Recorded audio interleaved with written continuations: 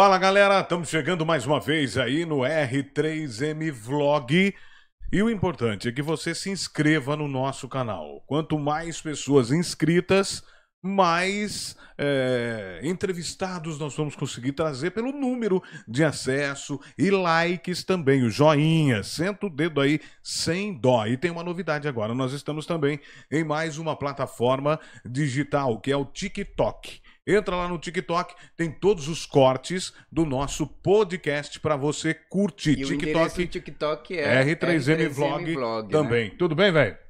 Valeu, tudo bem, Renê? Tranquilo, na boa. Que na boa. Mais um episódio aqui no R3M. Obrigado você aí, internauta, que acompanha toda semana um entrevistado especial falando de segurança, né, Renê? Sempre Histórias daquelas que você nunca viu em outro lugar, né? É verdade. Somente aqui no R3M. Na área de segurança pública do estado de Mato Grosso. E como o Renê falou, inscreve, viu? Inscreve no canal. É muito importante. Precisamos do seu apoio, seu like. Compartilha para os seus amigos. E para os inimigos também, né? Com todo mundo, velho. Compartilha com quem você quiser. Exatamente. Agora, a gente tem uma tradição já no R3M, que é sempre o Márcio que faz as honras da casa para apresentar o convidado para vocês. Bom, no episódio de hoje do R3M, nós temos a honra de receber, né, Coronel Roque, um dos nomes mais respeitados da Polícia Militar do Estado de Mato Grosso.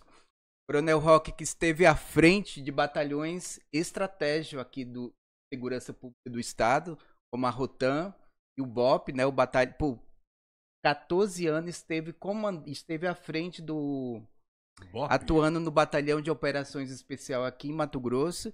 E ele liderou, Renê, a maior operação já realizada aqui no estado.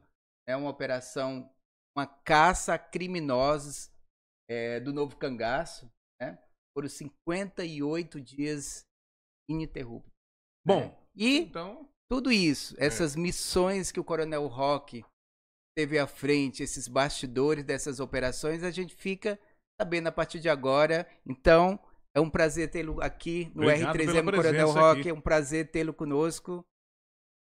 Eu que agradeço o convite, Márcio, Renê, e de podermos estar aqui no R3M e compartilhar um pouquinho, né, das histórias, da vivência nossa nesses mais de 26 anos, mais de 25 de polícia, né?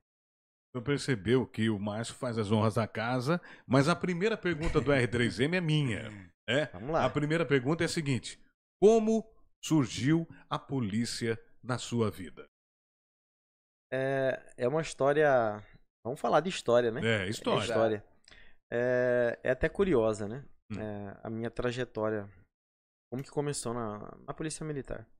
Eu não tenho parente nenhum na polícia, não tenho nenhum parente. E eu comecei de uma forma até curiosa mesmo, né? Eu fiz faculdade, comecei faculdade ainda no segundo grau, quando eu estava lá no segundo grau, no terceiro ano. Alguns amigos prestaram vestibular para o CFO e vieram me falar: vamos fazer CFO, Roque? Alguns até hoje já foram até para reserva. Coronéis também, colegas hoje, e eram da mesma sala que eu. Aí eu falei assim: o que é CFO? CFO é pra Polícia Militar e tal. Aí eu falei: não, eu vou. Já trabalhava, né? Estudava e trabalhava. Eu falei: não, eu vou fazer outro curso. Prestei o vestibular para administração. E aí, engraçado foi que eu entrei pra faculdade, aí eu alistei. E mesmo não tendo ainda aquela pretensão de servir as Forças Armadas, aí eu acabei. Você vai lá, não tem quando você vai, apresenta, eles falam assim: volta tal dia. Aí você volta, chega lá, carimba um documento, volta tal dia. Até que chegou um dia e falou assim: todo mundo pra cá, pra aquela sala. Entramos na sala, fazer umas provinhas lá e tal. Eu falei: é coisa normal.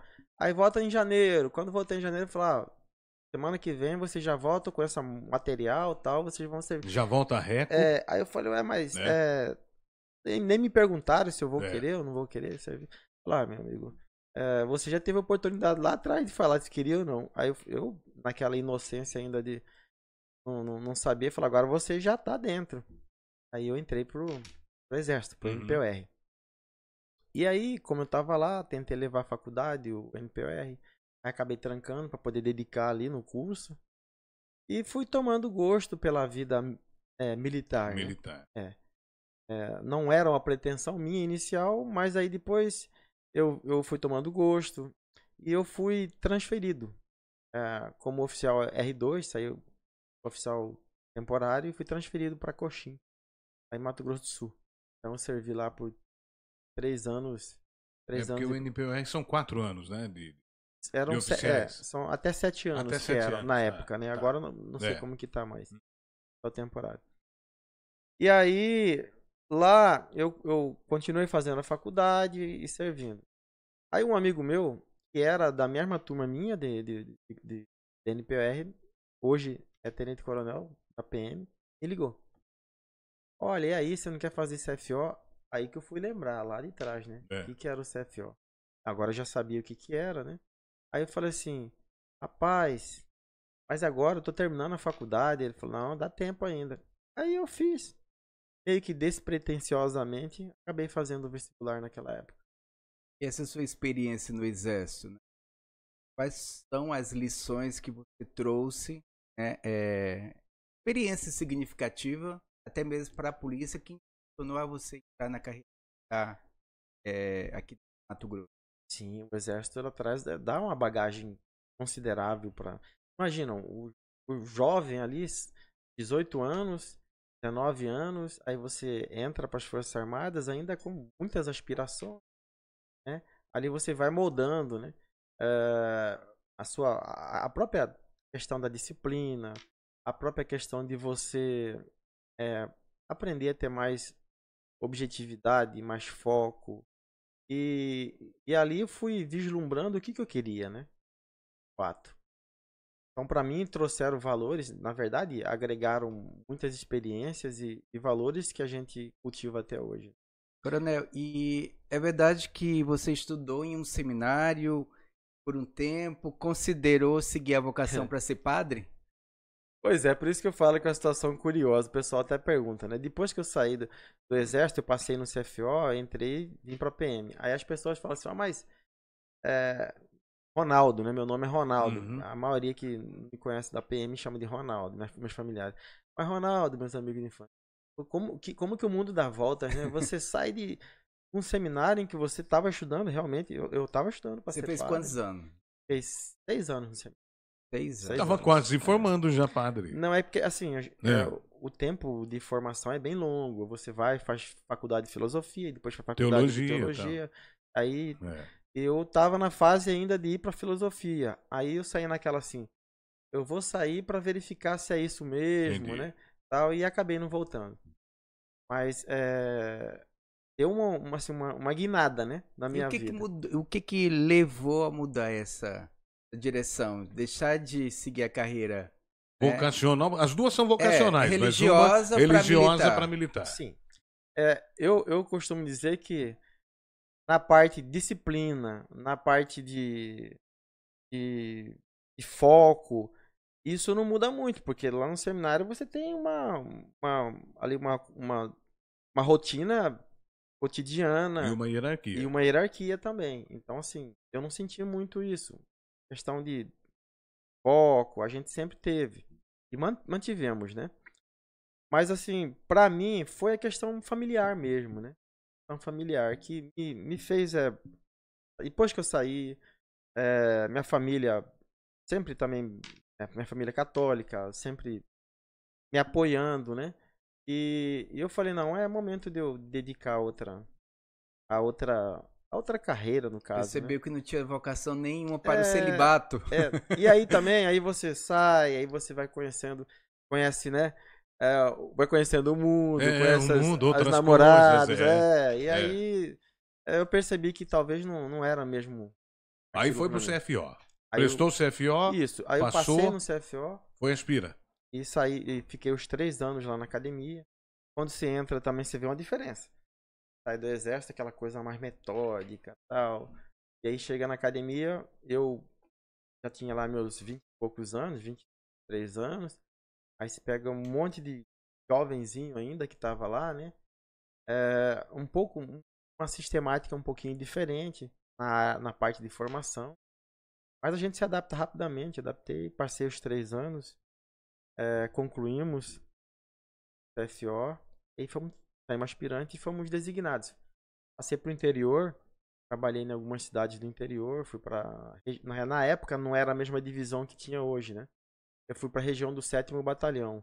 E a região do 7º Batalhão, ela pegava toda a área que saía de Rosário, a sede era em Rosário, mas pegava toda a área de Rosário, nesse eixo médio-norte, passando a última cidade, que era da área de circunscrição, era Sorriso. E subindo para o norte, era até Colniza, aquela região toda, Juína. Então a gente rodava muito. BR-163 e embora. Exato.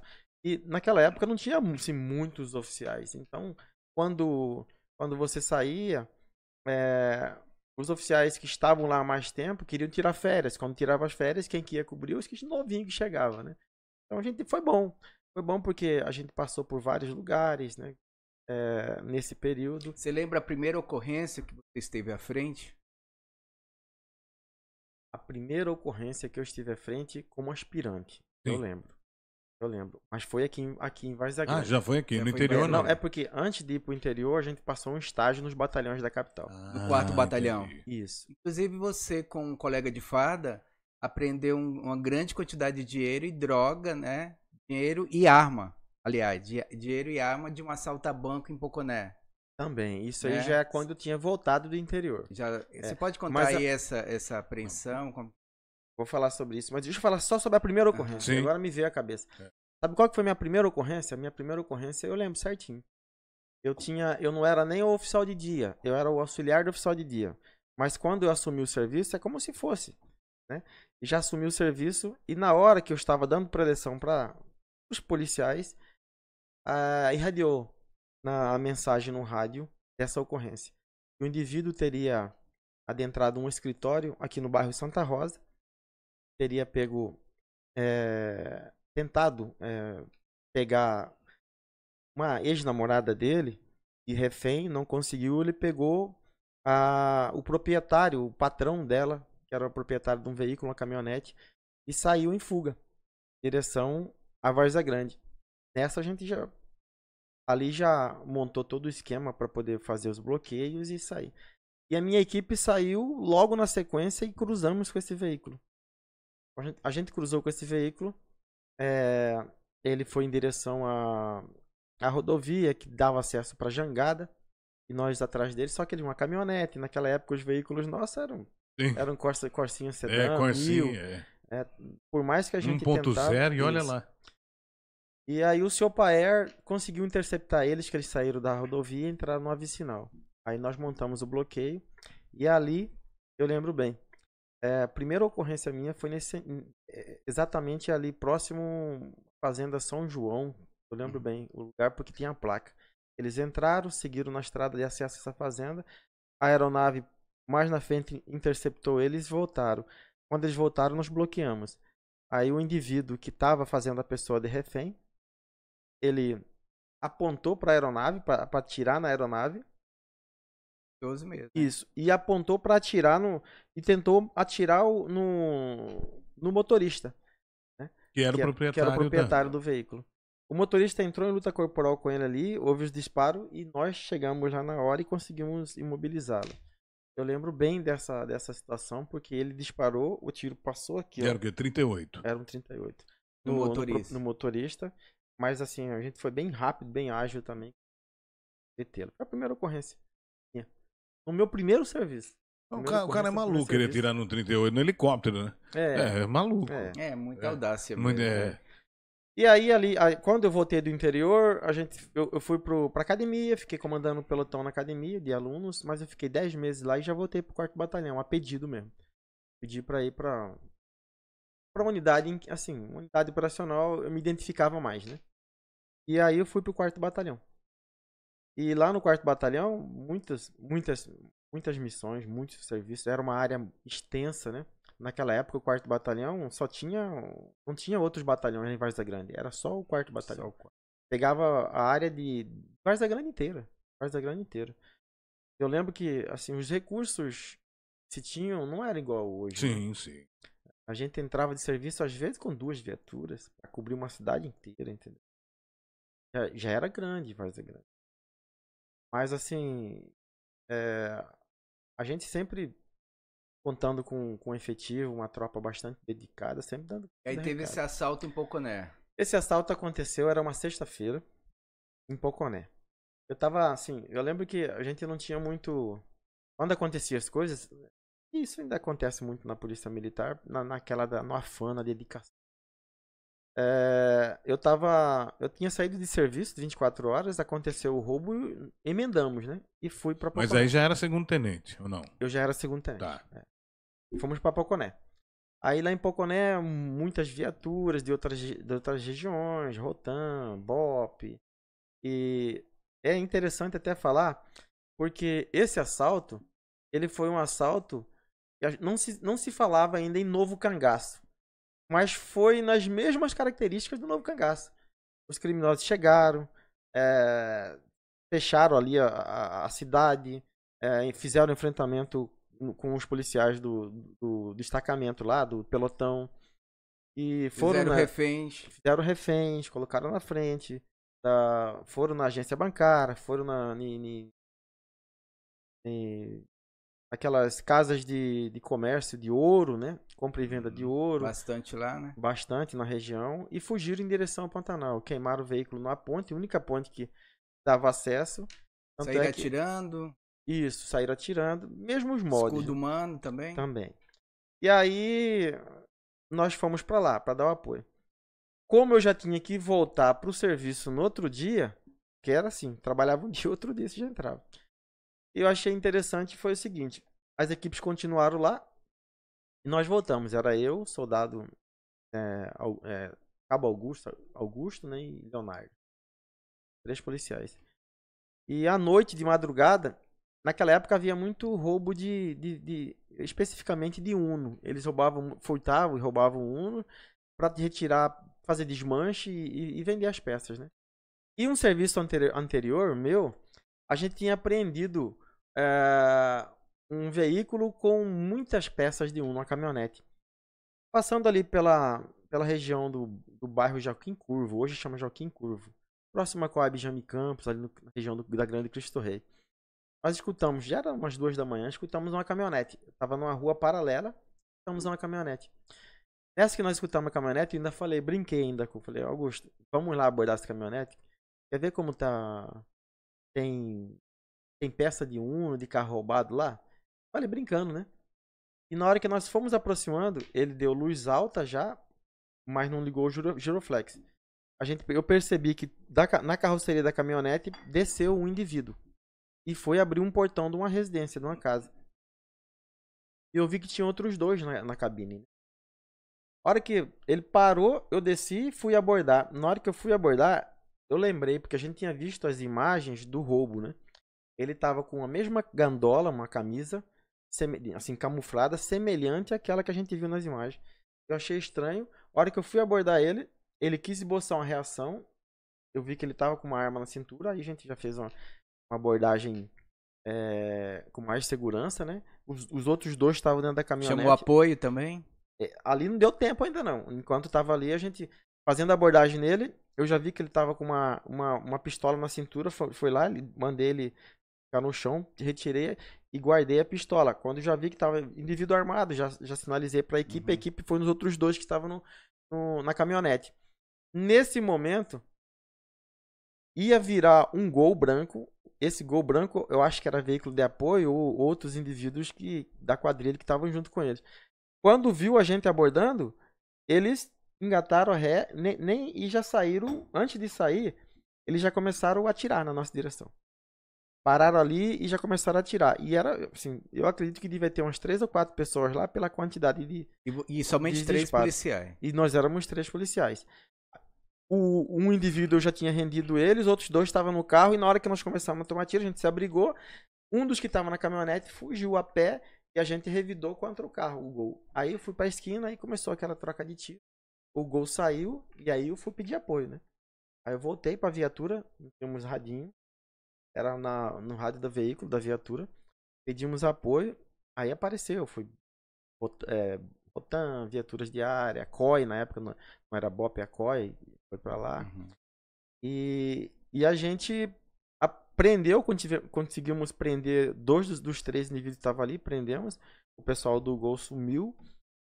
E aí nós saímos dali e fomos em direção ao quartel. Quando eu fui na caminhonete para verificar, situação interessante. Levantei uma lona atrás, vimos bastante roupa, né? Roupa de rede, esses materiais de acampamento. Uma mochila com bastante material de acampamento.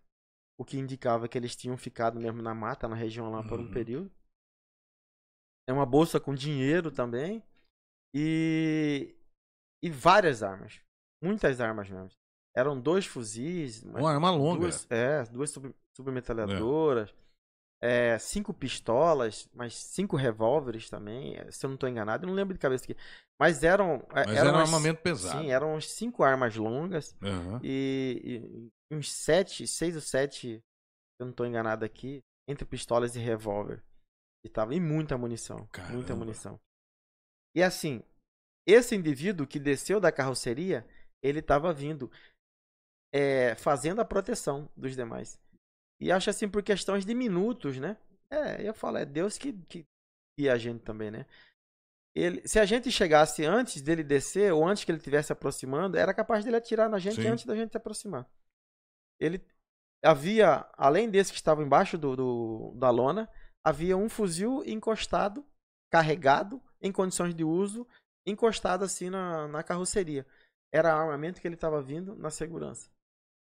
Então, quando ele desceu, ele deixou aquele armamento ali, foi abrir o portão para entrar, foi a hora que nós chegamos e abordamos ele. Toda a quadrilha que tinha assaltado o banco. Os 3 eram da quadrilha e os demais provavelmente faziam parte. Um apoio, né? Coronel, essa experiência aí, né, com criminosos que tinham assaltado o banco essa experiência foi decisiva para você ingressar no BOP? Não foi decisiva. Na verdade, assim, mas a gente já conhecia o trabalho, né? Já tinha feito visitas, né? Porque durante o CFO a gente faz visitas, a gente tem instruções, tanto no BOP, na época COI, na CIOI, né? Que era CIOI, quanto o pessoal da Rotan. Então, assim, eu tinha bastante familiaridade com o radiopatrulhamento, que é o serviço do patrulhamento tático. Sim. Né? Ostensivo. Então, eu até acreditava que a minha intenção, a minha tendência natural era ir pra Rotan, na época. Então você foi primeiro pro BOP. Eu fui pro BOP. Mas foi assim, logo na sequência, eles criaram um BOP, que era um batalhão com 2 companhias. A primeira companhia era a COI e a segunda era a Rotan. Então era um BOP que a Rotan e o BOP eram. E o COI, que é hoje o BOP, eram na mesma unidade. Sim. Eu lembro que o meu comandante na época era o Tenente Coronel Joselito. Depois de algum tempo, já lá, uns 2 anos que eu estava no 4º Batalhão, ele me chamou na sala dele e falou: olha, o comandante do especializado, do CPC, se eu não estou enganado, acho que era o Coronel Campos X. Ele convocou você para poder ir trabalhar no BOP. Só que aí eu não sabia se era a COI, hoje é o BOP, né? Ou se era a Rotan. Mas eu não escolhi, não tinha. Aí eu falei assim: tá bom, eu vou. Aí me mandaram lá pro BOP. Aí ele falou: não, mas ele quer que você ele quer que você vai fazer um curso aí. Mas não sabia também qual que era. Eu cheguei meio lá no BOP sem saber exatamente na onde e qual que era esse curso. Quando eu cheguei lá e falaram: não, você vai pra primeira companhia, que é a COI. Aí eu falei: não, tranquilo. Vou pra COI. E aí lá na COI, na época só tinham 2 oficiais. Era na época Capitão Lesco e o Capitão Assis. Mas ali você já chegou como major, capitão? Não, eu cheguei como tenente. Primeiro tenente. Tenente. Segundo tenente ainda. Segundo ainda? Segundo tenente. Cheguei lá. Era o Capitão Assis, o Capitão Lesco, que era o comandante da companhia, o subcomandante e o Capitão Assis. E eu, tenente. Os 3 oficiais. E aí, chega meio que cru, assim, pra atividade de operações especiais, né? Que é uma atividade muito específica, né? E que demanda assim, conhecimento, demanda uma especialização. E eu falei assim, olha, mas eu tô chegando, não tenho curso na área, não tenho nada. Eu falei, não, aqui você vai treinar. E aí a tropa, eu falo que quando a gente fala tropa, o efetivo, né? Sim. O efetivo muito coeso, o pessoal muito profissional. Mas o curso é aqui em Mato Grosso mesmo? Não tinha o curso aqui. Ah, isso que eu ia perguntar. Você fez o curso no Você Rio? fez no Rio, né? Aí eu tava sendo preparado para É. primeiro que surgisse, mas o primeiro que tinha aberto a inscrição era em Goiás. Era em Goiás. Goiás, Só que aí adiaram o curso lá, eu fui treinando, preparando com efetivo. E aí o Capitão Você Lesco treinava saiu. já com. Eles já eram caveiras? Não. O Capitão Assis, ele tinha um curso de ações táticas especiais que ele tinha feito no Piauí. Não, ele tinha recém-chegados do curso de operações especiais. O Capitão Assis, na época, o Coronel Assis, ele já tinha acabado de chegar do curso de operações especiais no Distrito Federal. E aí outros já tinham ido para vários outros lugares, alguns tinham retornado. E aí eu fui com essa mentalidade. Fui treinando e não abriu em Goiás, acabou que abriu no Rio. E aí eu fui falar, comandante-geral da época, que eu queria ir fazer no Rio. Aí ele me olhou e falou assim, não, a gente não tem intenção de mandar ninguém pra lá. Aí eu falei, Até porque é um dos principais centros de treinamento em relação a BOP, né? também, e também assim, porque o Estado estava passando por um período assim... Turbulento. E financeiramente também, não tinha... Só que aí eu falei assim, não, o senhor pode ficar tranquilo, eu vou por conta.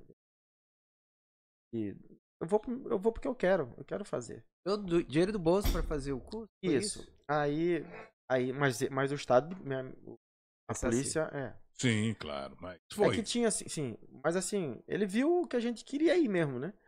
Aí ele, não, vou verificar. Até teve uma ajuda de um outro oficial que trabalhava com ele, falou, não, deixa o cara. E acabou que eu fui.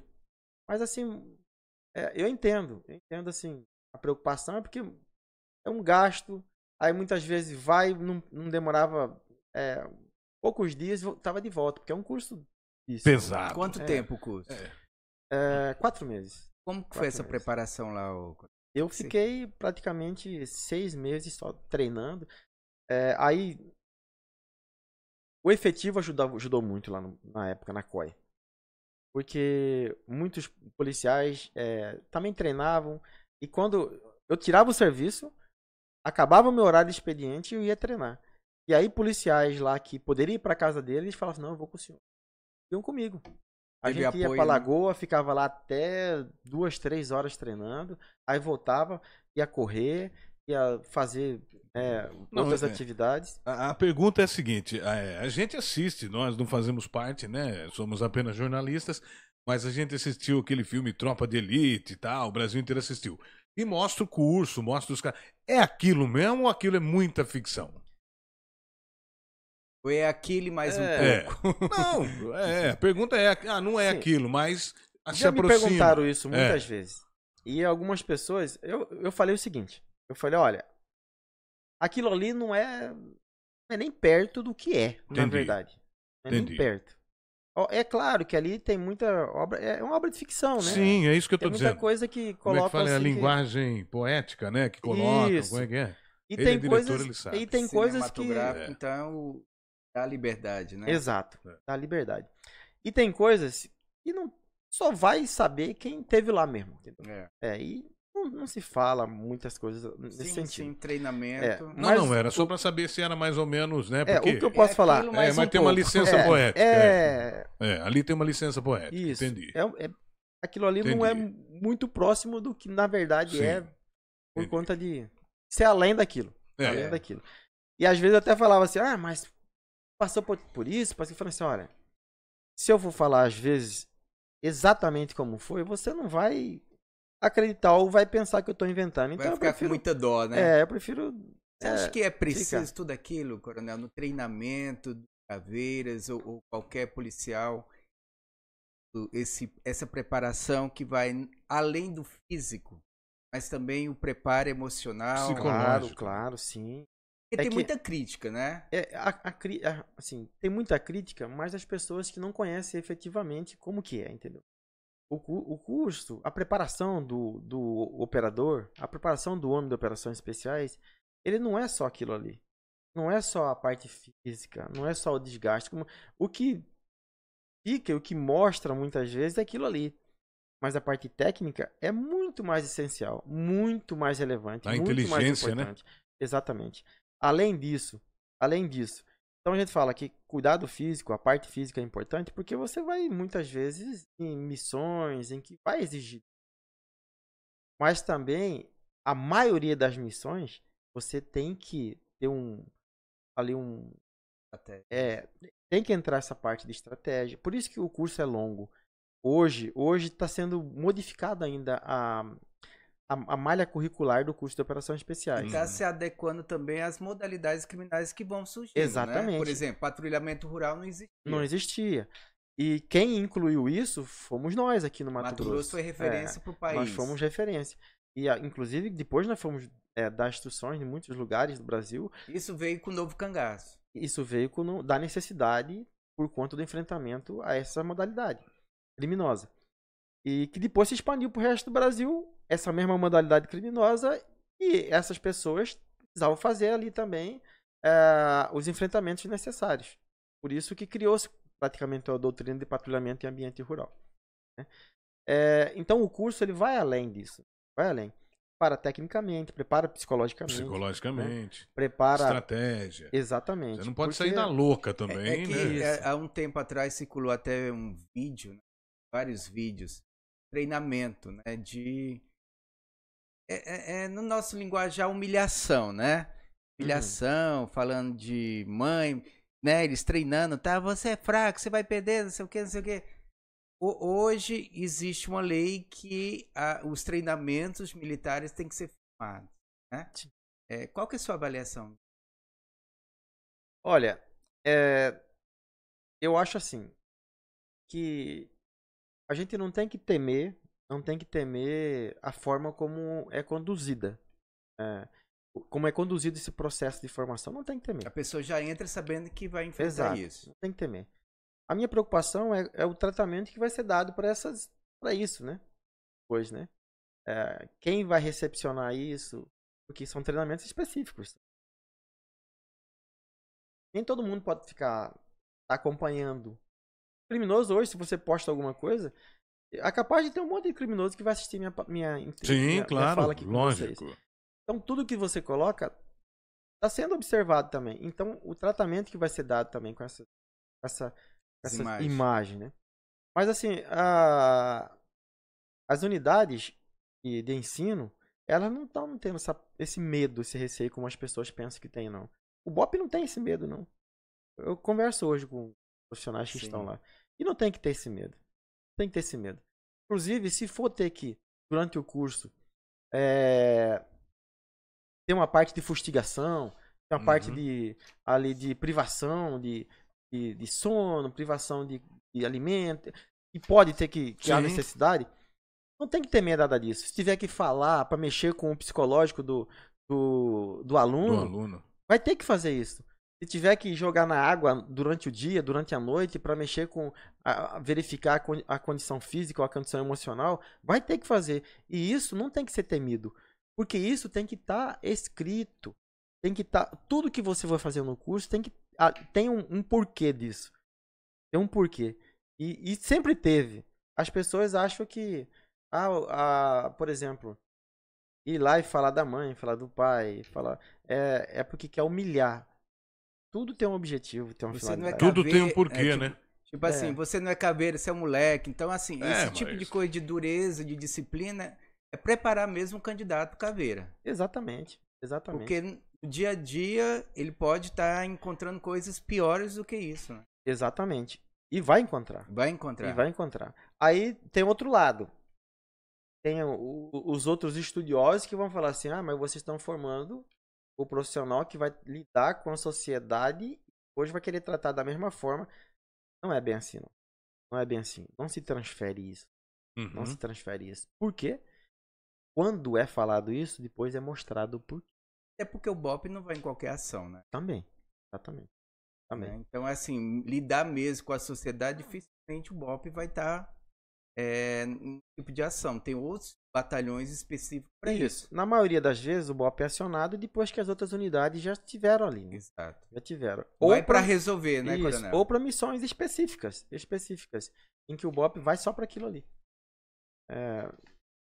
Assim como também a unidade de patrulhamento tático, patrulhamento Rotan, forças táticas, elas têm a finalidade delas específica. Cada uma tem o treinamento para um tipo de ação, né? Exato. Essa é como o SIGs, né? Você vai no exército, todo mundo fala mal do SIGs, sobrevivência da selva e tal. Nada disso, cara. Mas sobreviver na selva não é fácil, não. Não. O cara tem que ter... Agora, o que eu gostaria de deixar bem claro para quem vai assistir é que a parte técnica, ela tem que se sobressair. E hoje os treinamentos, os cursos nossos, eles têm enfocado muito mais nisso. Você teme que possa mudar esses treinamentos devido à pressão? Já tem mudado. Já tem mudado? Já tem mudado. Já tem mudado. E essa mudança pode afetar o treinamento desses guys que vão entrar, criminosos que estão cada vez mais treinados e com armamentos melhores, né, do que a própria polícia? Sim, hoje, essa mudança que a gente fala, ela é para se adaptar à realidade.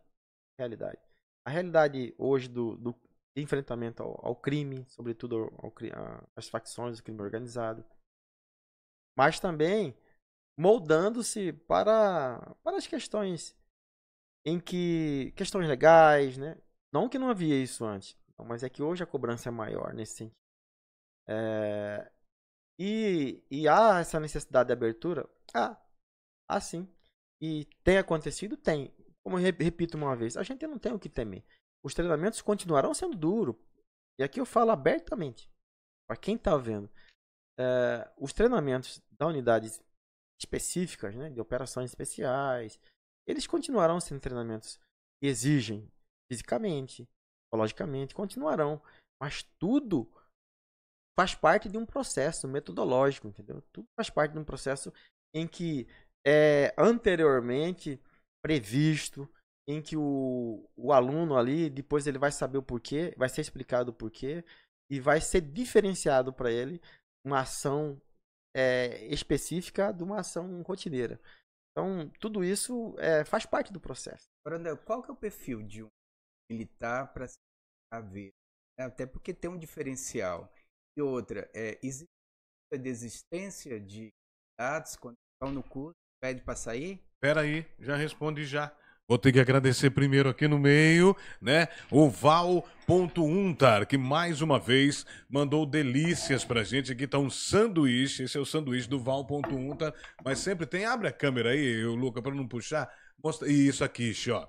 Quiche de palmito pra você. Mas é o seguinte, se você quer fazer um jantar diferenciado, casamento, aniversário, debutante, despedida de solteiro, Val.untar, tá na tela aí, ó, você entra, tá, conversa com o Val, fala que tá assistindo aqui no R3M, ele vai preparar um cardápio personalizado para você. Ou se você quer um cardápio diferenciado, fala com o Val, ele vai preparar com muito carinho.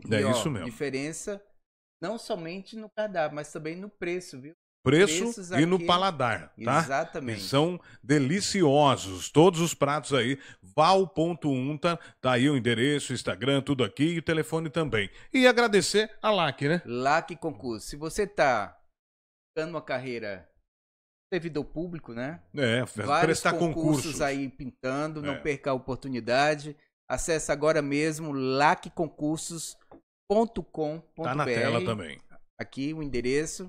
Escolha o curso, procure a melhor qualificação e com certeza você vai passar, porque a LAC já é referência. Sim. Não somente na aprovação em Mato Grosso, né? Mas no Brasil inteiro. No Brasil inteiro. Vários candidatos aí sendo preparados pela LAC Concurso em todo o país. lacconcursos.com.br. Coronel, pode responder agora a pergunta do Márcio. Se você lembrar, senão ele refaz. Vamos lá, Márcio. Vai, Márcio, refaça. a questão dos candidatos, né? A da caveira. desistência. O perfil, né? Eu fiz um concurso da polícia, né? Sou militar, mas ser um caveira é o sonho de muitos, mas nem todos conseguem. Qual que é o perfil? E outra, existe muitos daqueles candidatos que ao conseguir, né, fazer o treinamento, desistem, pedem para sair? Para você ingressar, antes de você efetivamente começar o curso, você passa no processo seletivo. Uma das fases desse processo seletivo é exatamente a verificação se você se encaixa no perfil profissiográfico. Nós temos todo Qual que é o perfil? perfil com vários itens que Preenchidos. devem ser preenchidos, né? Eu não vou lembrar assim de cabeça, Mas, porque sim, ele é sim, extenso. Mas alguns assim, você lembra? Mas assim, hoje, por exemplo, tem que ter elevado senso de trabalho em equipe. Entendi. Tem que ser disciplinarmente bem adequado, né? Porque quando você coloca o perfil é elevado, adequado, vem vários itens ali a ser preenchido. Boa resistência à fadiga, boa iniciativa, capacidade de trabalho em grupo, entre outras, né? Dentre Sim. outras. São vários perfis ali que Então gente tem se muitos que enquadra. já param por aí. Tem muitos que não se enquadram. E como que é feita essa avaliação? É uma avaliação com uma equipe de psicólogos que faz todos os testes e ali eles vão indicar pra gente, falar, olha, esse aqui não foi indicado, não se enquadrou nos perfis. Então o primeiro filtro é ali. Mas no decorrer do processo, no decorrer do curso, e aí quando eu falo processo, não é só o curso, o processo de formação ele se dá após o curso também, porque tem profissionais que de repente ele termina o curso, mas aí quando ele está no exercício da atividade, ele não consegue desenvolver. Ele não consegue desenvolver. E ali a gente também vai chegar nele e falar assim, olha, ele vai ter avaliações periódicas depois do curso também, durante o curso e após o curso. Então eu costumo dizer, o curso ele é rigoroso, mas não é rigoroso só pela questão física como as pessoas pensam. Você tem avaliações constantes. Então tem etapas em que você tem que cumprir os índices mínimos. Tem prova, tem avaliação. E por que tem que ser rigoroso? Por que tem que ser assim? Porque você vai lidar com uma atividade em que você está diretamente lidando com vidas humanas. Verdade. Quando o BOP vai acionado, por exemplo, para uma crise com refém, vamos falar, tem vidas em jogo. Então, o profissional que vai atuar ali, ele tem que ser um profissional que já foi, de certa forma, experimentado, já foi testado, já foi avaliado e que o credencia para estar ali, envolvendo aquela atividade. Sob pena de vidas alheias e até mesmo a dele e dos seus companheiros poderem ser ceifadas. Né? Como o senhor se formou lá no Rio de Janeiro, aí depois já volta para o Mato Grosso, é isso, né? Ou a sua primeira experiência foi lá com os caras do BOP? Eu formei lá. É. Durante a fase, lá existem várias fases no curso. Uma das fases chama-se fase de operações. Sim. Então é um tipo de estágio, né? Tá. Então a fase final do curso é estágio. Então a gente estagiava Aí você lá. sai junto com eles. Sim, você vai operar nas Entendi. operações, nas ações que são desencadeadas lá. Depois que forma, aí volta para o estado do Mato Grosso. E aí nós voltamos com uma nova missão, né? Qual que foi a nossa missão? Era treinar e qualificar nosso efetivo. Porque quando você sai para fazer qualquer curso fora, você tem que ter um compromisso. Claro. De voltar e ser multiplicador. Então nós voltamos com esse intuito. E aí no ano de 2008, nós realizamos o primeiro curso de ações táticas especiais aqui. No Mato Grosso. Nós coordenamos. Já tinha outros estágios, né? Mas o primeiro curso nós realizamos. Em 2009, nós realizamos o nosso primeiro curso de operações. Que legal. Eu fui O senhor tem coordenador. ideia, nesses 14 anos que o senhor passou à frente do BOP, quantos homens o senhor comandou, não? Mais ou menos. Olha, desde que eu entrei e até E contando BOP... Não, BOP, só BOP. Vamos colocar só caveira. É que lá não tinha muita rotatividade. Mas mais de 150 policiais já passaram. Coronel, como você bem colocou, BOP é acionado em casos específicos. Esse período, vamos supor, 2 meses é acionado. Eles ficam em treinamentos constantes. Exatamente.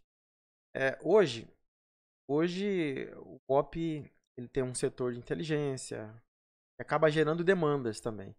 Mas o BOP, ele, via de regra, a vocação da unidade de operações especiais é para atender aquelas situações em que a tropa, o efetivo, batalhões de primeiro enfrentamento, entenderem que há necessidade de um suporte especializado.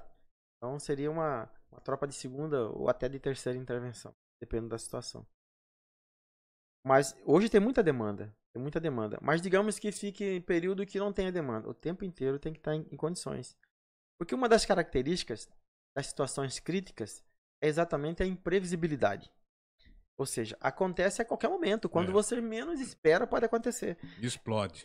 E aí eu vou citar alguns... Não vou citar especificamente o lugar, mas a gente já tem que aprender com os erros alheios também. Nossos, mas com os erros alheios também. Em muitos lugares, a gente percebia que quando acontecia, evidenciou ali não vou falar um despreparo das unidades de intervenção, mas talvez que não tivesse nas condições ideais e necessárias para fazer aqueles enfrentamentos. E a gente tinha essa preocupação e tem até hoje de estar em condições. Então, o descanso que a gente fala é o descanso ativo, né? É o repouso ativo. Constantemente treinando. Sempre preparado. Se preparando. Coronel, vamos falar aí do novo cangaço, né? Uma modalidade que deu muita dor de cabeça, causou muito terror aqui no estado, nascido no Nordeste, né, do país, e Sim. se espalhou pelo Brasil, né? Quando que o novo cangaço chega a Mato Grosso? Pois é. O auge, a gente tem eu falei para você que teve ocorrência em 2004, né? Mas não ainda com... Denominado. Sim. Aí teve um espaçamento. Antes disso teve em 2001. Teve Rondonópolis. Aí tivemos um período longo. Que não tinha essas ocorrências de incidência de roubo aos estabelecimentos financeiros. Primeiro era caixas eletrônicas, isso, né? Caixas eletrônicas. Caixa, muitos amadores que acabavam perdendo dinheiro. Criminosos regionais daqui da região. Aqueles corajosos que tentavam... Usavam dinamite. Pra mim, vagabundo barato. E aí, o auge mesmo começou ali em 2009. 2008 começou, mas o auge foi 2009, até 2012. Foi assim um auge mesmo da incidência de novo cangaço. De novo cangaço. Coronel, vocês conseguem olham a cidade, fazem chegam meses. Sim. Como que é interessante isso. A análise que a gente faz, as instituições de segurança elas têm que ir evoluindo, mas a criminalidade ela evolui constantemente. O crime ele evolui constantemente. Então os primeiros que a gente percebeu que vieram, cometeram, falei dos criminosos regionais, né? E alguns corajosos que não tinham ali muito aparato de armamentos, era de revólver, de pistola, calibre 12. E depois a gente começou a observar que vieram criminosos de outras regiões para efetuar os por um longo período de tempo. Então, assim, Mato Grosso era atrativo. Por quê? Eles também faziam as análises de risco. Claro. Atrativo no seguinte sentido. Nós temos no Mato Grosso grandes vazios demográficos. Mas nós temos pequenas cidades em que o giro financeiro é grande em determinados cidades ricas. Cidades fazendas, ricas. Cidades ricas. Exato, cidade do agro. Do agro. Então, isso fomentou a criminalidade baixo naquela época. efetivo, né, policial também. Exatamente. Muitas dessas cidades, o efetivo policial era pequeno. E também aliado a a ser cidades ordeiras, né? E não ter históricos de crimes dessa monta. E esses criminosos foram atraídos por isso. Vários aspectos. Facilidade de rotas de fuga, por conta dos grandes vazios demográficos, áreas de mata, em que eles faziam... Pistas clandestinas. Pistas clandestinas. E ao mesmo tempo eles faziam ali o planejamento de fuga deles. Baixo efetivo das polícias nessas cidades. E aliado a isso, a possibilidade dos apoios ser mais distante. Imagina, uma cidade igual Confresa, que teve agora recente. O apoio da unidade de suporte especializado para chegar lá. Mais de 1.000 quilômetros de distância. Então, mas na época, eles avaliavam isso. E o quantitativo e monetário que circulava naquela região em determinados períodos, sobretudo por conta do agro. Então isso era um atrativo. Então vieram muita incidência de criminosos e aí eles criaram grupos que contratavam. Aí grupos que locavam armamento, grupos que vinham para efetuar e quem planejava. Era tipo, quem planejava era o financiador, tinha os criminosos contratados e uma empreiteira do crime. Exato, uma empreiteira do crime. E eles dividiam o lucro entre eles. E por um certo período, houve ali um certo sucesso, um certo êxito nas ações delituosas e criminosas. Né? E isso obrigou as forças de segurança a se desdobrar, a dar as respostas. E aí não há de se falar numa resposta somente isolada, né? A gente percebia que tinha que haver o envolvimento das forças de segurança como um todo. Polícia Militar, Polícia Civil, Federal, Rodoviária Federal. Então, a inteligência também de todas as polícias. Exatamente. E também a parte privada. O Exército entra também? O Exército não entra, porque eles não tinham essa função específica, né, na segurança pública. Mas quando eu falo as agências bancárias, o suporte das agências também, importante, porque eles também tinham que desenvolver mecanismos em que pudessem ali dificultar a ação criminosa. Então, a secretaria na época, a gente começou a fazer uns enfrentamentos, mas por conta das instituições. PM isolada.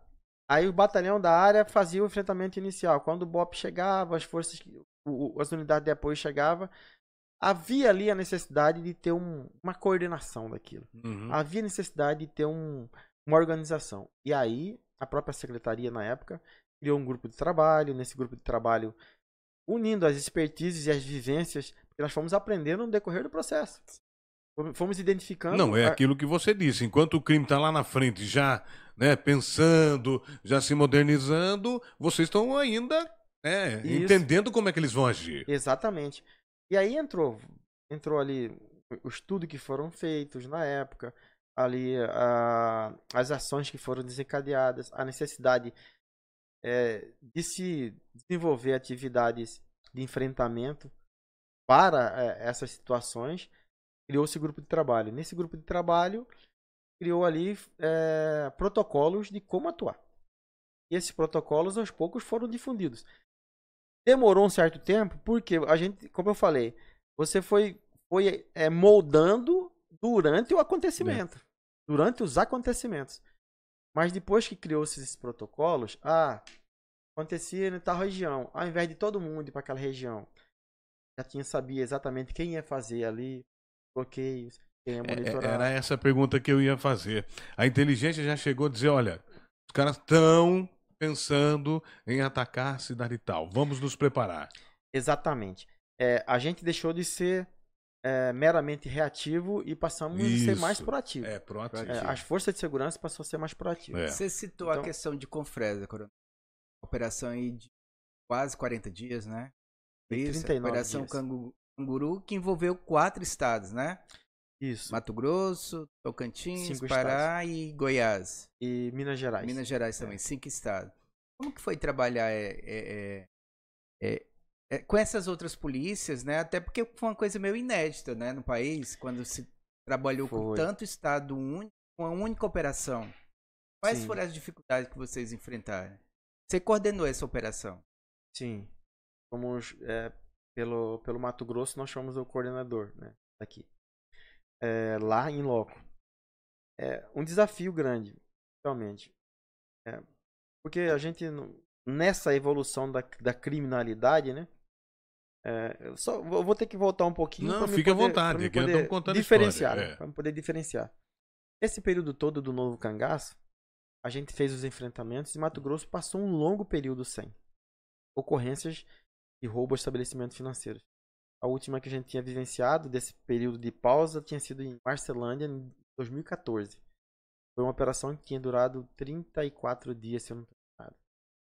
As equipes estiveram lá. E depois de 2014, foi acontecer somente em 2021. Deu uma calmaria. Deu uma calmaria.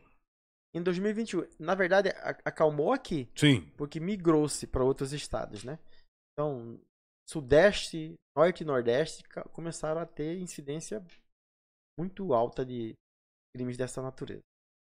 E lá também começou a fazer os enfrentamentos. E aí, o que aconteceu? Lá em Nova Bandeirantes, a gente ainda percebeu que ainda foi no estilo Novo Cangaço. Mas já em Confresa, 2 anos após, em 2023, houve esse roubo, essa tentativa do roubo a uma base de valor lá em Confresa. Qual que é a diferença? Várias diferenças. Do Novo Cangaço, vamos lá, o último que tinha acontecido em Nova Bandeirantes para o de Confresa. Nova Bandeirantes a gente sabia que eram mais ou menos umas 13 pessoas que participou do evento. Uhum. Lá em Confresa eram pelo menos 20 na ação e outros de apoio. Na fuga a gente contabilizou 25.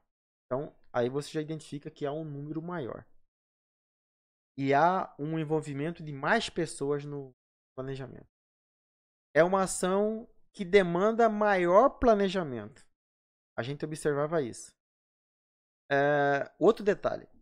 Quando no Novo Cangaço você observava que esses criminosos faziam pessoas de refém, colocavam com paredão humano, qual que era o objetivo deles? Resguardar ali da ação policial. Muitas vezes para a sua fuga. Já no Confresa, o que nós observamos foi que eles foram diretamente para a unidade de polícia, fecharam a unidade de polícia, metralharam a unidade de polícia. Ou seja, né? Eles estavam indo para o enfrentamento, predispostos para o enfrentamento. Confronto. Exatamente. Então, mais uma diferença. Então, número de criminosos, o poder de armamento, de equipamento, de armamento, de materiais que falhou ali para eles, não? Vários aspectos, né? Eles planejaram bem, planejaram a fuga, mas aí, quando eu falei para você que as agências, as unidades de valores, elas tinham que se preparar também, e foi lá atrás, a gente começou a discutir com eles o que eles tinham que fazer para poder, primeiro, criar um mecanismo que retardasse a fuga ou a ação desses criminosos, para que desse tempo que as forças policiais chegassem, né? E ao mesmo tempo mecanismos de segurança para as agências. E não foi feito? E aí foi feito. Com o tempo foi evoluindo. Nessa base de valor, uma das coisas que deu errado para eles foi que eles calcularam que eles iam ter um tempo para ter acesso ao montante que eles queriam levar. E não conseguiram, no tempo que eles planejaram. Conseguir ter acesso por conta Parece que eles explodiram o lugar errado, foi isso? Várias coisas, né? Mas eles tinham material para poder explodir tudo se quisesse. Mas assim, os dispositivos de segurança ali também impediram eles de poder chegar e ter acesso. Aliado aos enfrentamentos que já foram feitos ali pela tropa local, no planejamento de fuga deles, eles imaginaram que ia ter um tempo X, não conseguiram e resolveram fugir. Mas eles estavam muito bem preparados. A diferença também é essa, né? Eles um novo cangaço para essa que hoje denomina-se de domínio de cidades, né? Como foi em Confresa. A diferença também é essa. O que eles buscavam, né? Estavam ali no anseio de roubar, é um montante muito maior que normalmente tem numa agência por uma base de valores. O poder de armamento deles, equipamento, todos estavam muito bem preparados com colete balístico, capacete balístico, alguns com mais de um fuzil de calibre grosso calibre, né? Ponto .50, por exemplo. E ponto .50, dentre elas. Que é o que eles usam para estourar, às vezes, carro forte, né? Carro forte. Com veículos blindados. Veículos blindados, Então, assim, com um planejamento de fuga muito bem traçado, que era sair de lá via barco e num local no outro estado. Só que, assim, eles imaginavam que a fuga deles ia se dar e que as forças de segurança não iam utilizar condições de poder detê-los. E aí que foi... Prendeu? Prenderam Parte, né? alguns, 18 morreram.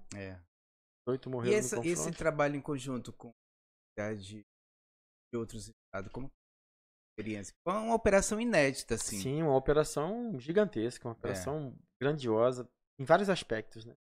Pela quantidade de agentes envolvidos, pelo engajamento de vários estados ao mesmo tempo, na mesma operação, no mesmo lugar, e ao mesmo tempo pela capacidade de mobilização e de como que eu vou falar, de cooperativismo entre as diversas forças ali presentes. Coronel, e existe maior dificuldade no caso específico como essa operação, onde vários líderes, vamos dizer assim, né?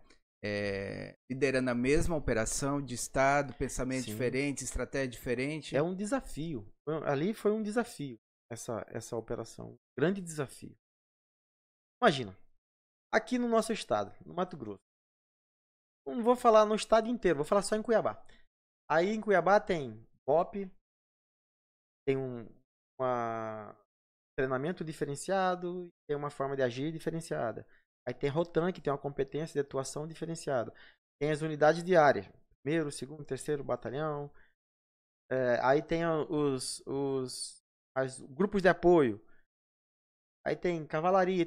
Ou seja, uma gama ali de competências envolvidas. Só aqui, na nossa capital. E a gente tendo que, em muitas operações, estar com todos esses agentes ali envolvidos. Agora você pega 5 estados com inúmeras atribuições distintas dentro de cada estado, com competências de atuações diferenciadas, com comandos distintos, né? E joga todo mundo no mesmo teatro de operações, no mesmo terreno, para operar. O maior desafio, o principal desafio foi você coordenar aquilo ali, na hora que você chega ali. Então, a nossa preocupação inicial, quando o comandante me designou para ir para lá, eu já mantive contato com o comandante de lá, que era o Coronel Bó, Francinaldo Bó, que era o comandante da área de lá. Nós chegamos e conversamos, eu e ele, e a primeira coisa que nós falamos, vamos reunir os comandantes das mais diversas frações que estão aqui, mais de 300 homens, antes de distribuí-los no terreno, e isso a operação já estava em andamento. Já tinha gente no mato, já tinha gente operando e a gente tendo que coordenar durante a operação. E aí nós sentamos com todos, vamos explicitar para cada um exatamente o que cada equipe, cada grupo ia fazer. Então nem todo mundo fazia o que queria. Nem todo mundo ia entrar no mato. Nem todos os profissionais iam estar no enfrentamento, nas buscas diretamente. Ia ter que ter pessoas para cuidar da logística, pessoas para cuidar dos bloqueios, pessoas para cuidar dos próprios policiais, pessoas que iam cuidar ali dos relatórios, pessoas que iam fazer os levantamentos para poder, no final do dia, indicar, olha, passaram para essa área, colocar num terreno ali, no mapa, onde que cada um ia operar. E ao mesmo tempo, todo mundo atuando junto, no mesmo momento, simultaneamente, de forma que não ultrapassasse e não houvesse nenhum conflito entre esses agentes que estavam ali. Mas teve conflito. Assim, quando eu falo conflito, que não tivesse divisão, né? Aí entra isso, o ego de cada um, aquela não, coisa, eu que vou prender, foi o estado tal que prendeu, né? Num primeiro momento, essa dificuldade, ela existe. Depois, no decorrer do processo, em que todos já vão conhecendo exatamente o que vai fazer, ou qual a sua atribuição, e a gente tem que ter o cuidado exatamente de deixar bem claro, não existia nenhuma missão mais ou menos importante. Nenhuma era mais ou menos importante que outra ali. Do policial que estava na barreira ao policial que estava lá fazendo a varredura. No mato. Então todos eram importantes. Mas obviamente que no começo tem conflito de ego. O conflito de instituições. Porque lá tava polícia militar de um estado, polícia civil de outro, polícia federal, polícia rodoviária federal. Tava muita gente ali. E a primeira coisa que nós fizemos foi fazer... Vamos centralizar. Vamos poder passar exatamente o que cada um vai fazer. As atribuições. E aí fluiu. Agora vamos falar de Nova Bandeirante, né? Que é a maior operação já realizada pela Polícia Militar, né?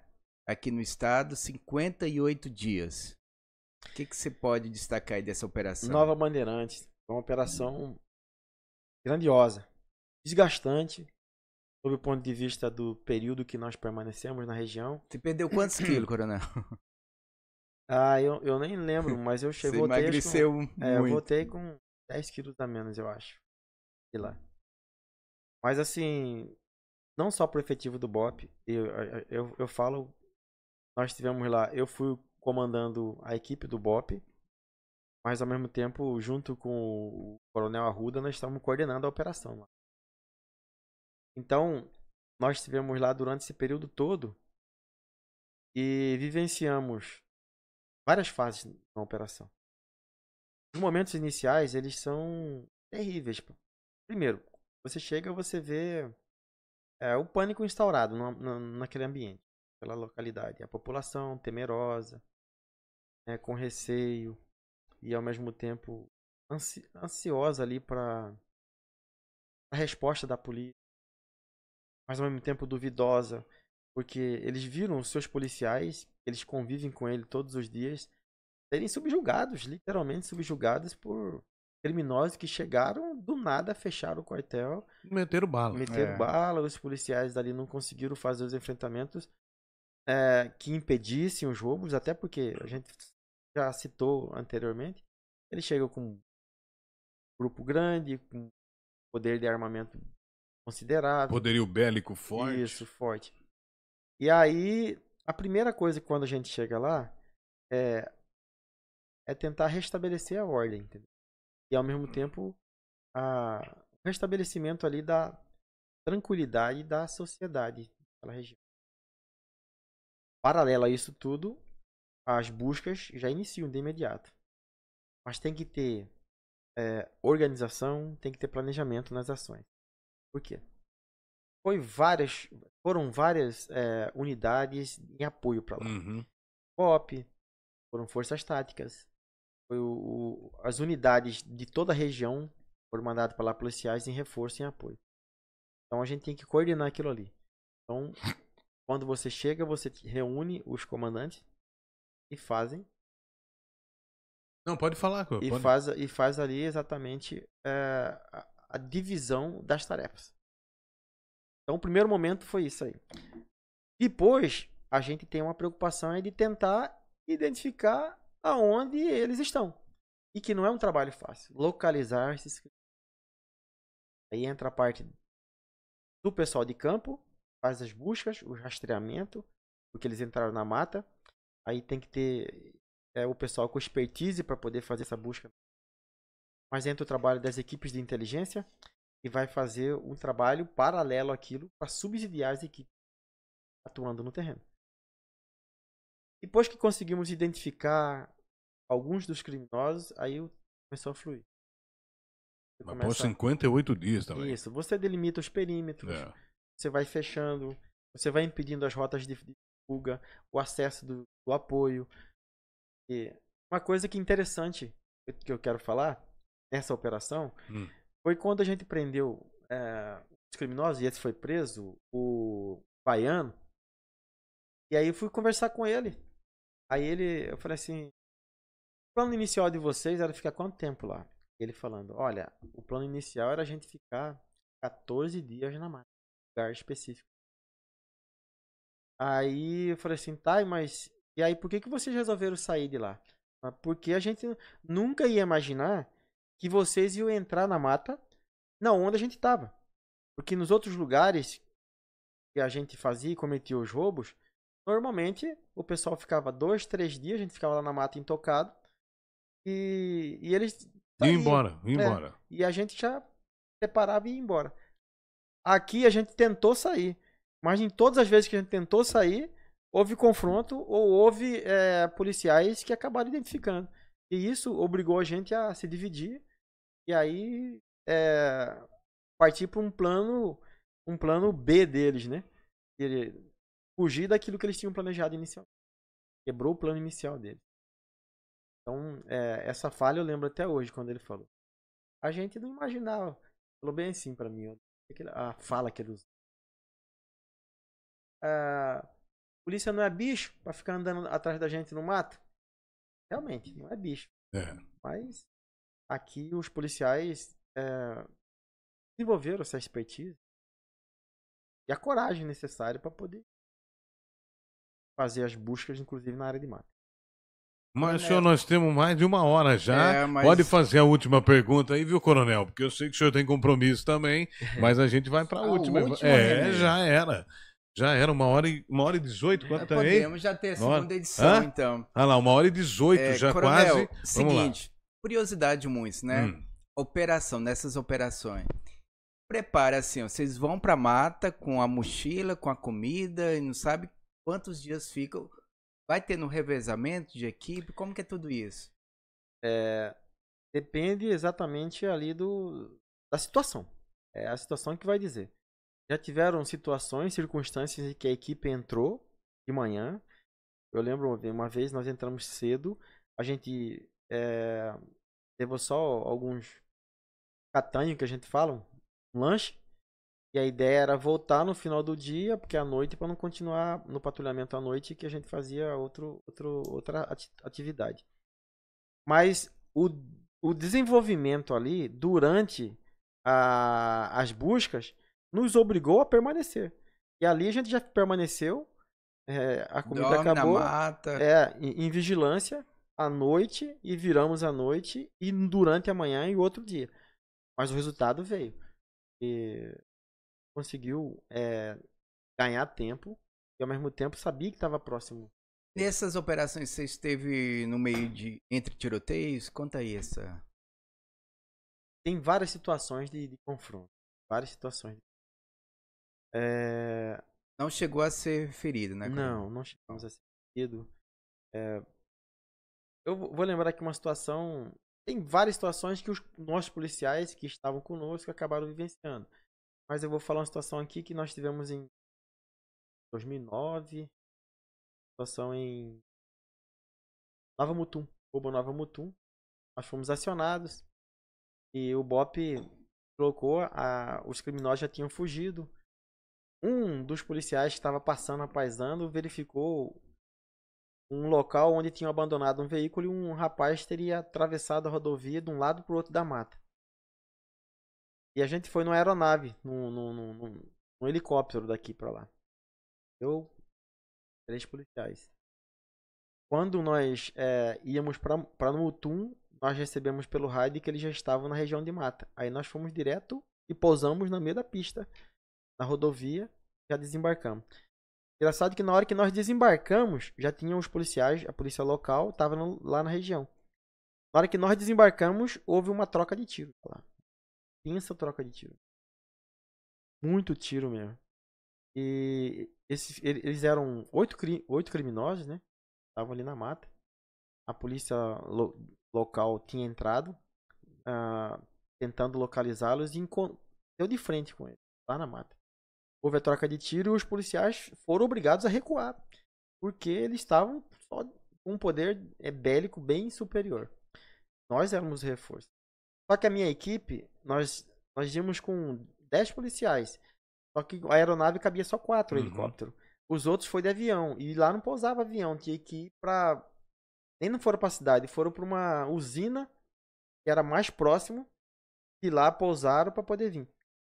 E quando houve esse confronto, nós não tivemos tempo de esperar a equipe compor, porque eu podia ter policiais feridos lá dentro e muitos policiais perdidos ainda lá, porque eles eram um grupo pequeno que tinha entrado, acho que 3 ou 4 policiais, retraiu e um tinha ficado. E depois nós entramos para fazer as buscas no rastreamento e conseguimos localizar esse policial nosso. Resgatamos ele e continuamos. Hoje em 4 policiais. Nessa aí, nós identificamos que possivelmente os criminosos estavam naquela mata, próximo da gente. Tivemos um ponto ali de observação. E ficou claro que eram pelo menos 5 ou 6 pessoas que estavam 100 metros à nossa frente. Temos toda uma estratégia ali de poder se resguardar. E num determinado momento a gente observou que eles estavam vindo na nossa direção. Nessa aí não tinha outra coisa. Quando nós tentamos abordar, o primeiro que vinha, fomos recebidos com uma intensa troca de tiro. A gente estava bem posicionado. Nosso treinamento era o diferencial, graças a Deus. Nosso poder de armamento era inferior, infelizmente, na época. Isso, inclusive, serviu para que nós conseguíssemos adquirir. Inicialmente, por doação, recebemos doação de outras e depois até mesmo de destinação judicial. Porque armamento que eles tinham Era e que destinado foi, pra você. nós conseguimos que o armamento do crime fosse O destinado. que passa na cabeça nesse momento de tiroteio? Ali na hora você não tem muito tempo para Não ficar tem. pensando. Não tem muito tempo. É depois que passa Aí tudo. não, mas aí entra o treinamento. Sim, exatamente. O Aí diferencial, entra o como eu treinamento. falei, entra É. o treinamento. Nós estávamos em 4, a gente sabia que eles eram um número maior que nós. Não tínhamos outra escolha. E mais o nosso treinamento, o posicionamento que nós adotamos. E ali a astúcia que a gente desenvolveu no intuito de poder fazer uma leitura no terreno, se posicionar e ao mesmo tempo, durante o confronto, é complicado falar que às vezes as pessoas romantizam muito a situação de um confronto, acham que é igual vendo no filme, né? Nunca. Atira daqui, atira de lá, Não. atira daqui. Agora é sua vez, né? E não nada é assim, disso, as velho. coisas é dinâmica. Acontece, você não tem muito tempo. O que demanda é a capacidade que você tem de reagir naquela hora.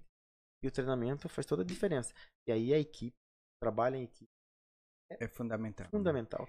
Porque você tá ali, você sabe que do seu lado você tá com alguém que tá junto com Aí. Coronel, Tá você tá junto falando aí em Ó, equipe. esgotou o tempo, cara. Nós Tamo vamos ficar falando em aqui. equipe. Arrebentou. Não, mas esse Arrebentou. assunto, até porque teve Vai. uma grande repercussão, o Coronel Vai. tocou aí na questão fundamental equipe. Eu fico como chato aqui, mas tem 2 minutinhos Tá. pra gente. Vai. Não, nós tivemos o caso do Tenente Schaefer, né?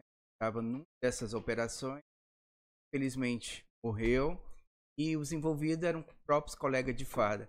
Isso chocou muito a corporação, né? Sim. Todos estavam ali, que foram envolvidos na situação, quem conhecia ele. É algo que a instituição teve que cortar na carne. Quem espera que isso vai acontecer? Imagina que vai acontecer e quer que isso aconteça.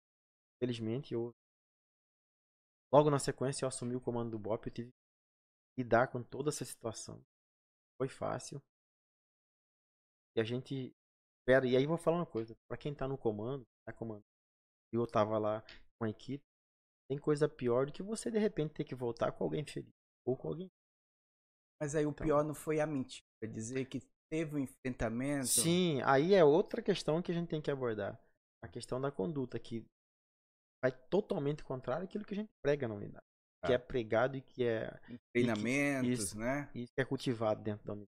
É. Um pressuposto. Nessa Bom. situação lá de Nova Mutum, houve esse indivíduo que faleceu na hora ali, veio ao óbito. Os outros conseguiram evadir.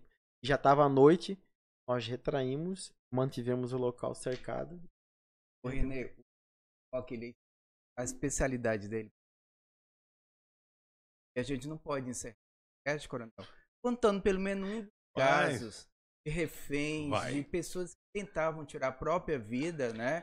E você esteve lá nesse gerenciamento de Você pode citar, assim, tanto questão de refém, como ter pessoas que estavam tentando tirar a própria vida?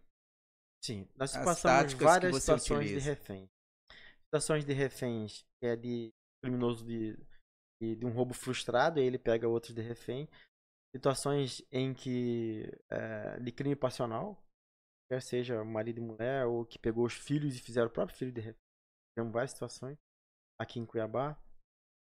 Ali, na negociação, a resolução. Eu quero citar uma de suicídio, de tentativa de. Essa aí me causou. Tem uma outra que. São várias, mas assim, eu vou contar essa aqui que. Por ser algo questão de família. O senhor estava tentando tirar a própria vida, nós fomos acionados, chegamos lá, depois de muita, resumindo, de muita conversa, eu percebendo que ele estava assim, muito convicto, ele queria. Estava com a arma branca, com a faca. Ele pediu a presença de um irmão dele. Eu falei, se eu chamar o irmão, ele pode ser um momento decisivo. Já ali, fala o que quer e já tira a própria vida. Nós conseguimos uma forma de abrir e deixar a porta mais ou menos aberta. Eu falei assim, ele tá irredutível, a gente já tinha reunido com a equipe, psicólogo e tal. Decidimos. Quando fui chamar o irmão. O que era o problema dele? Ele tinha um problema familiar, ele já era um idoso. Problema familiar. E não se dava bem com os filhos. Estava bem com os filhos. E os filhos estavam lá, inclusive. Mas os filhos não estavam ajudando. E uma hora ele chegou e falou bem assim pra mim. Falou assim, é Ronaldo, né, seu nome? Eu falei, me apresentava como Ronaldo. Sou. Aí ele, Ronaldo, você tem idade pra ser meu filho. E eu tô vendo que você tem um bom coração. Falou pra mim. Só que não adianta mais você falar mais nada pra mim. Eu já tô decidido. Só quero que você traz meu irmão. E aí eu conversei muito com ele ainda. Resumindo, a gente trouxe o irmão dele. Mas já tinha feito toda uma estratégia para evitar que ele chegasse a um determinado local onde pedi para eles largar o armamento, colocou bem distante e a gente com a equipe para poder intervir. Aí ele falou bem assim pro irmão dele. Eu tava na porta, ele mandou eu sair, mas eu fiquei atrás da porta escutando e ele falando: Fulano, o irmão dele todo daqueles bem senhor bem tradicional, né? E chegou e já meio que dando uma chamada dura. nele. Uma dura nele. Olha, você tá fazendo essa palhaçada? Para com isso, rapaz. Ele chegou e falou, para, você. Você é mais velho que eu, mas agora você vai. Eu não tenho mais nada pra fazer aqui. Eu só quero que você cuide e eu vou orientá-lo. No porta-luvas do meu carro, e o carro dele tava lá na frente, tem 3 mil reais. Eu quero que você pegue esse dinheiro, pague todo o meu funeral. Eu não quero dar trabalho pra ninguém. E não quero ser enterrado junto com outra pessoa lá que ele até usou um nome lá, mas eu não queria ser enterrado com essa pessoa. Era parente dele. Aí falou, eu quero ser enterrado com o terno que porta-mala. Preparado tudo. Tudo preparado. E o irmão não acreditava nele, né? Aí tentou ainda falar com ele e falou assim, deixa umas mensagens pros filhos dele que eu não vou. Sim, claro. Ir pra família. Deixou as mensagens. E eu falei, ele tava convicto, né? E ele falou assim, e você não precisa falar mais nada pra mim não. Já acabou meu tempo. Na hora que ele fez isso, ele foi em direção onde ele tinha guardado a arma. Aí a gente já tinha brifado. Mas era uma arma branca. Já tinha brifado. Mas ele tinha um revólver lá também. Ah, tá. Uma arma de fogo.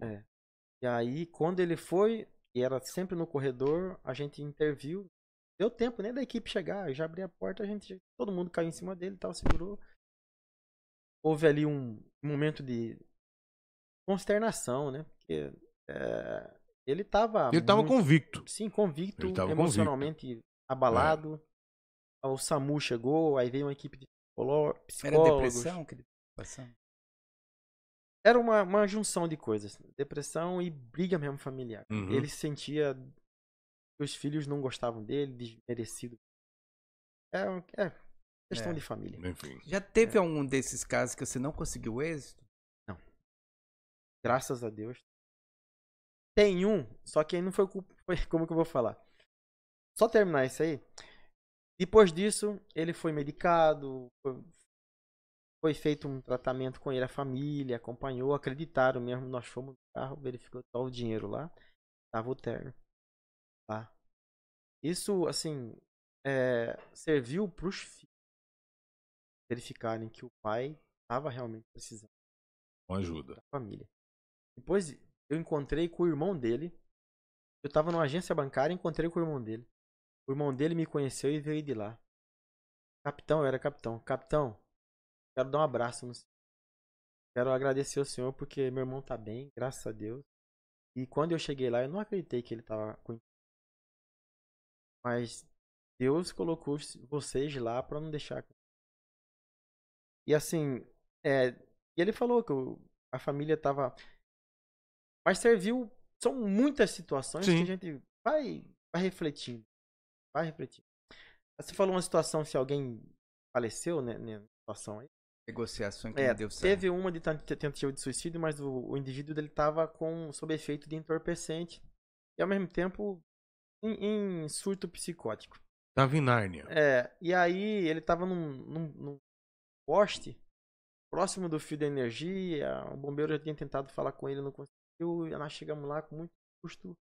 Aí conseguimos fazer ele descer, né? Que desceram, seguraram, medicaram e levaram pro hospital. Só que aí, eu não sei o que aconteceu lá. Acho que uns 50 minutos depois já me ligaram de novo. Olha, esse mesmo indivíduo tá subido num poste. De novo no poste. Lá na frente do pronto-socorro. E tá precisando, né? O bombeiro já pediu apoio. Aí eu falei, caramba, vamos lá. Na hora que eu embarquei na viatura, mantive contato pelo rádio. A hora que eu cheguei lá, ele já tinha caído. Porque ele pegou no fio de energia e deu tempo. Coronel, os ensinamentos adquiridos no seminário. Ele não vai terminar, coronel. E nós estamos já foram estourados. Fundamentais nesse momento de negociação aí, de crises. São importantes. Aplica sempre. Né? Eu não vou nem falar do seminário, só do seminário. A gente tem que ter sempre uma crença, um ser maior que é Deus, né? Uhum. No Deus, nosso Deus. Todas as vezes que eu era acionado e que ia para uma situação, que vai estar lidando com vidas, né? Vida de outras pessoas ali. Eu sempre fazia a minha oração, pedia a Deus para que nasce sabedoria mesmo.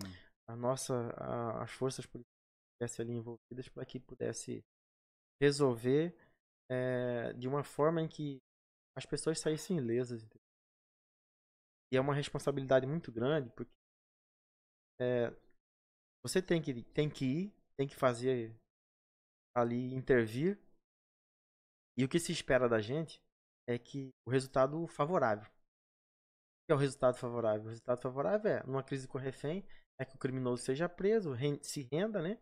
Entregue, seja preso e que o refém seja liberto de forma ilesa, né? Segura.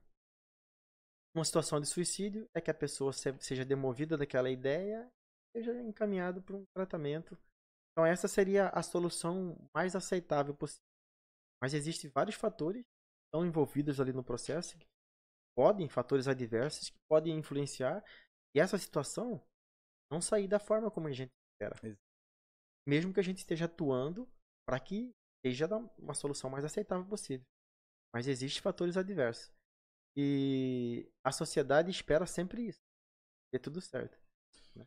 Coronel, missão dada, agora, missão cumprida. Missão né, dada, coronel? missão cumprida. Obrigado, coronel. Obrigado. Você de casa, estouramos tudo que podíamos hoje, mas por uma... falei que o convidado é muito especial. Por um bom motivo, uma referência, o assunto enfim. não falta, né? E volte mais vezes, coronel. Eu agradeço pela oportunidade de falar um pouquinho das atividades, não é do Coronel Roque, mas é a atividade que a Polícia Militar desenvolve, né? Policiais que estão lá na linha de frente. Não falamos do Coronel Roque, cozinheiro, músico, né? Não, As mas outras mas vai a gente vir fala na outro. próxima, a gente fala na próxima, gente. Obrigado, segue aí, dá o like, se inscreva e até o próximo episódio. Renê, Valeu. ó, te esperamos na próxima semana, dá o like, se inscreve no canal e obrigado. Obrigado, Coronel, pela Tamo junto. junto.